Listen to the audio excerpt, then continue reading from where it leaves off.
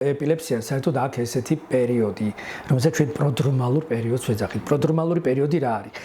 ეს იგი პატრონი, რომელიც უკვე მიჩვეულია თავის ძაღლის ეპილეფსიას, ეპილეფსიურ კრუნჩხვას, ის უკვე მიხვდება მისი ქცევებიდან გამომდინარე, ესე იგი ის რაღაც არაადეკვ ან იმალება, ან პატრონს დაძდევს მეტად. ეს უკვე სიგნალია იმისა, რომ ცოტა ხანში მას კრუნჩხვა დაეწყება.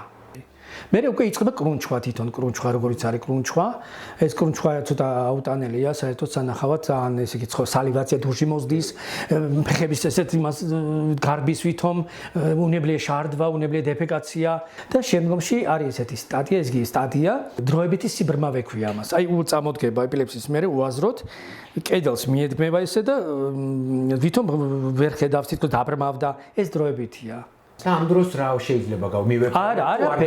არაფერი არ გვინა, არაფერს არ ვაკეთებთ. ამ დროს ჩვენ არ უნდა ჩავიდნოთ, შეიძლება იმან ვერ გვიცნოს, შეიძლება რაღაცა უცებ აურა აერიოს და გვიკვინოს კიდევაც. შევეშვათ ცოტა ხანი, მოვა აზზე, მე ლეთარგიული ძილი დაიწყება, დაიძინებს და გამოვა მდგომარეობიდან. აი ესა და ეს